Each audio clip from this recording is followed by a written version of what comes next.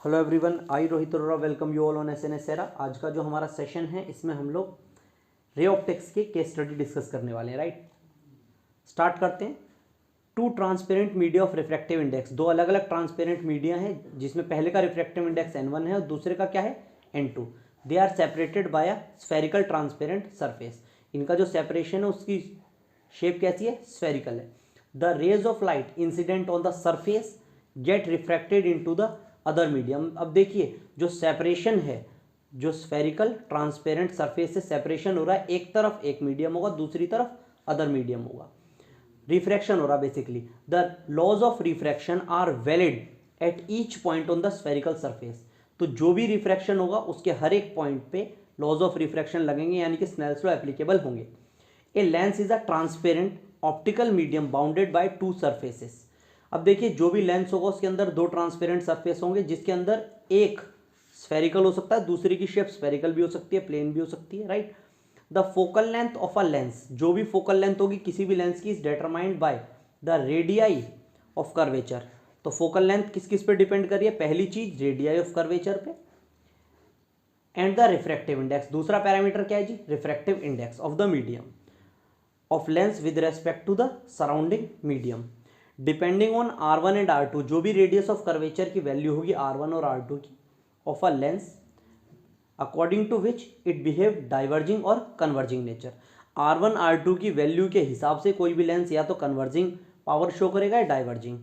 The ability of a lens to diverge और converge a beam of light incident on it define its power.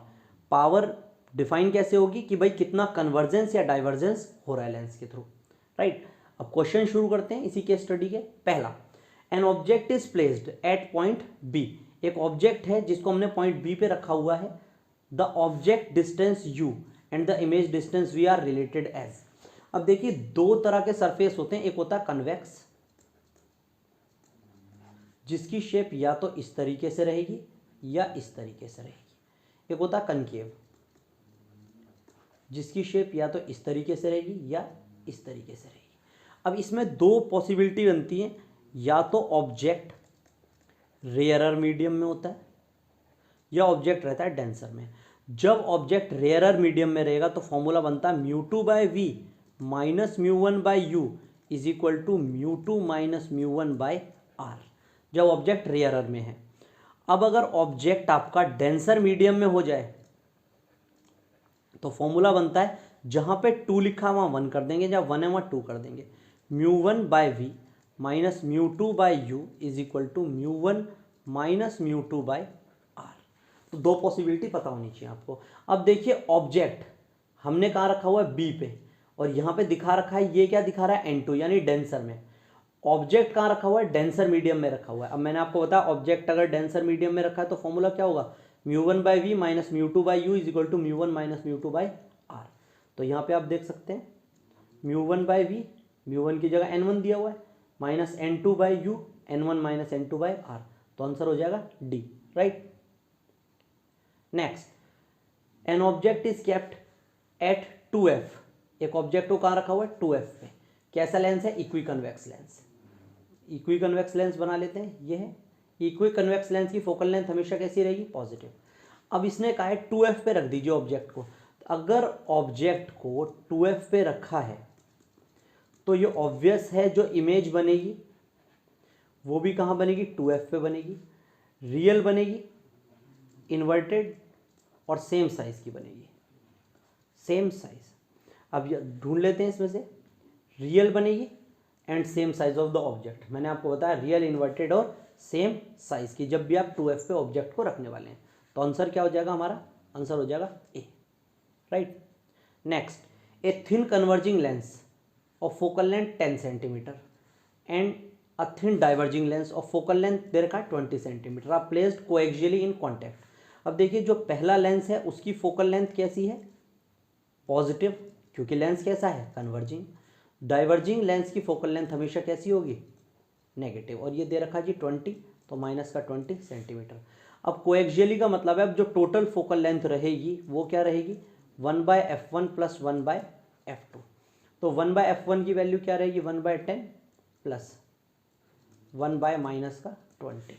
तो total focal length कितना हो गया 1/10 minus 1/20, तो ये हो जाएगा हमारा 20, 2 माइनस 1 यानी 1/20। तो टोटल फोकल लेंथ क्या हो जाएगी 20/1 यानी कि 20 सेंटीमीटर। 1/ft की वैल्यू कितनी हो गई 1/20, तो ऑब्वियस है ft कितना हो गया 20। अब जो पावर ऑफ लेंस होती है वो होता है रेसिप्रोकल ऑफ फोकल लेंथ जब मीटर में दिया हो, और यही फॉर्मूला हो जाता है 100 फोकल लेंथ जब आपका सेंटीमीटर में दिया हो। अब हमारी फोकल लेंथ किस में आई है सेंटीमीटर में, तो पावर क्या हो जाएगा 100/20, कैंसिल हो गया, कितना आ गया 5 डायोप्टर, वो भी कैसा पॉजिटिव। आंसर क्या हो जाएगा बी प्लस का 5 डायोप्टर, राइट।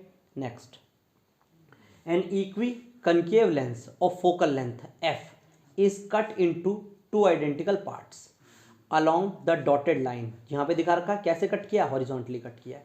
देखिए जब भी लेंस को कट करते हैं तो फॉर्मूला लगाते हैं 1/f is equal to μ2 minus μ1 upon μ1, 1/r1 minus 1/r2। ठीक है जी, ये है फॉर्मूला जो कभी भी लेंस कटिंग कंसेप्ट आएंगे तो यही लगाना होगा। अब जब किसी लेंस को आप हॉरिजॉन्टली कट करेंगे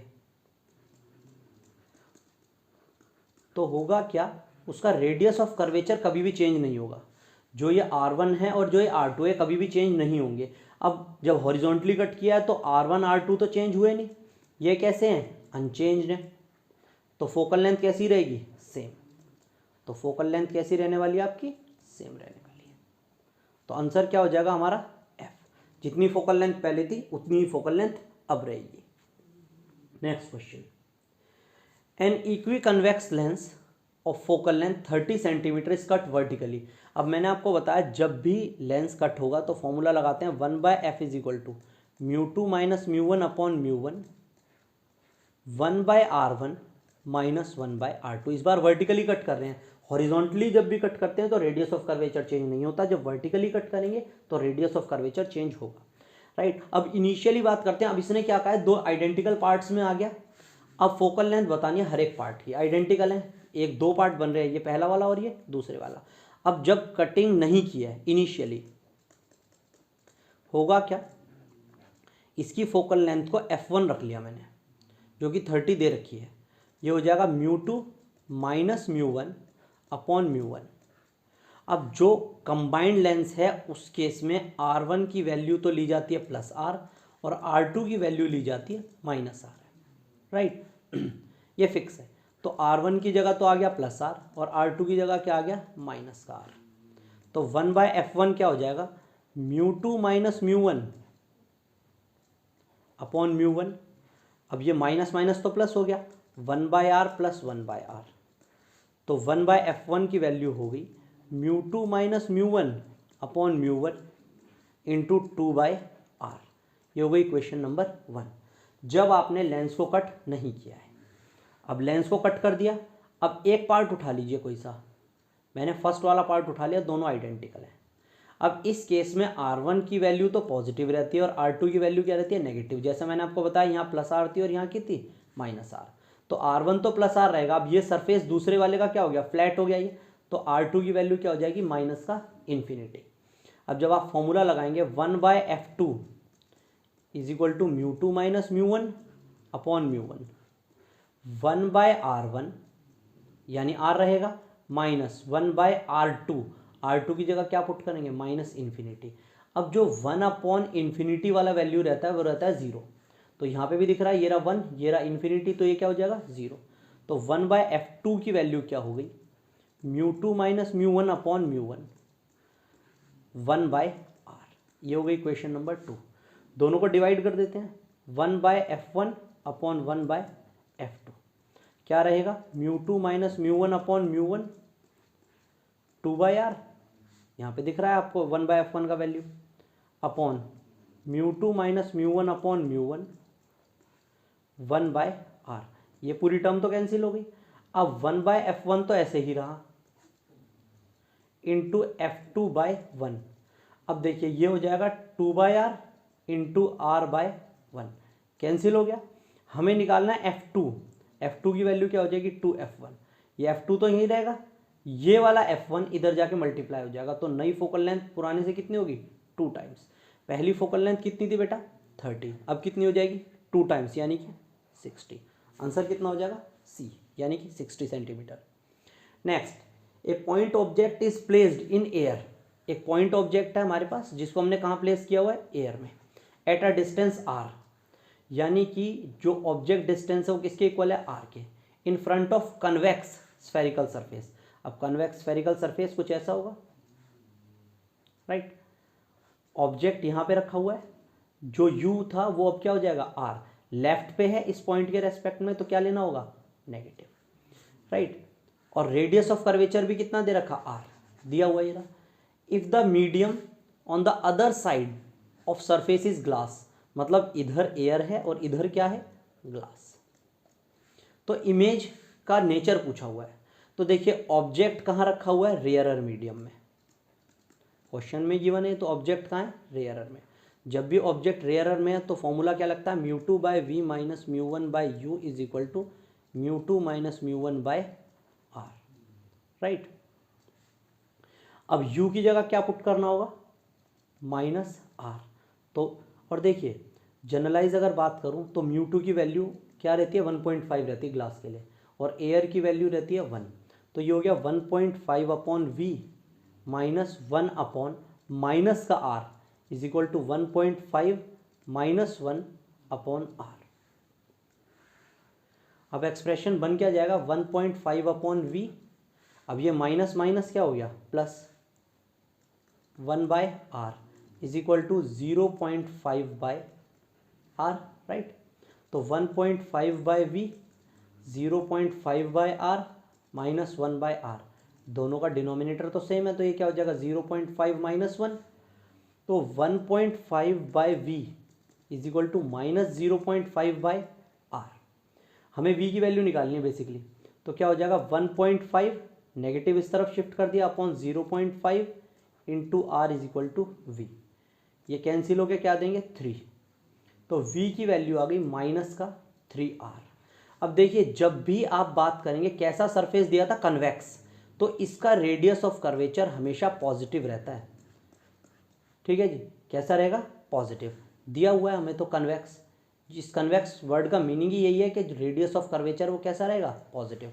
अब r पॉजिटिव है तो v क्या हो गया नेगेटिव, v का नेचर देख लें, v का नेचर कैसा है नेगेटिव। इसका मतलब है जो भी इमेज बन रही है वो इस साइड बन रही है, जिस साइड ऑब्जेक्ट था उसी साइड इस तरफ बन रही है इमेज भी, ठीक है जी। और कहाँ बन रही है एयर में। अब सेम साइड बन रही है मतलब कैसी बन रही होगी virtual, virtual and formed in air. अगर इस तरफ बनती तो बोलते रियल बन रही है, सेम साइड ऑफ ऑब्जेक्ट बन रही है इसका मतलब वर्चुअल है, और इस तरफ मीडियम कैसा दिख रहा है आपको डायग्राम में एयर, तो आंसर हो जाएगा D virtual and formed in air. I hope ये सेशन आपके लिए बेनिफिशियल रहा होगा। Thank you.